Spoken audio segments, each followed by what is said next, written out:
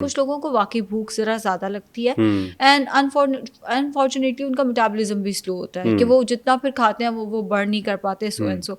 इस केस में आप डाइट में फाइबर ऐड करें। अब फाइबर एक ऐसी चीज़ है जिसके अंदर कैलोरीज कम होती हैं और वो आपके पेट को भर देता है। फाइबर हमारे घरों में जो फ्रूट्स हैं उसके अंदर है, जो वेजिटेबल्स हैं उनके अंदर है, दालों के अंदर है, इसबगोल की शक्ल में लिया जा सकता है, चिया सीड्स तुख मलंगिया की फॉर्म में लिया जा सकता है।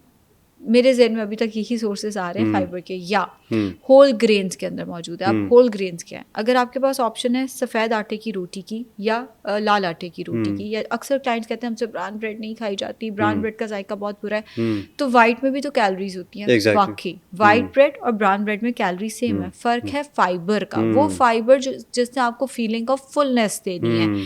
तो अगर आपके पास ऑप्शन है होल व्हीट या होल ग्रेन लेने की और वाइट फ्लावर लेने की, तो आप हमेशा होल ग्रेन को प्रेफर करें ताकि आपका वेट लॉस जो है वो अच्छे तरीके से हो सके। ना भी वेट लॉस हो सके तो आपकी हंगर ज़रा सप्रेस हो सके।